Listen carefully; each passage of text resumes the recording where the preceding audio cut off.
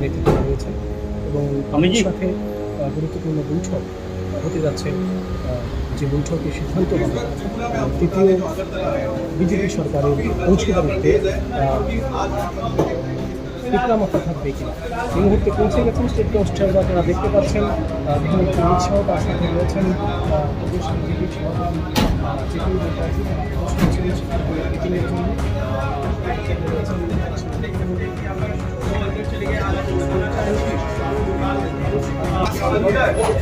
जो है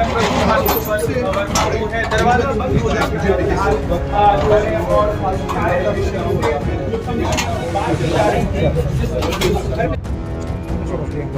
যুক্ত রয়েছে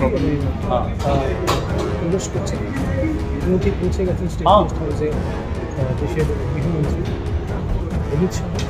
তিনি এখন প্রবেশ করছেন রাজ্যের মুখ্য অতিথি হিসাবে, রাজ্য অতিথি হিসাবে।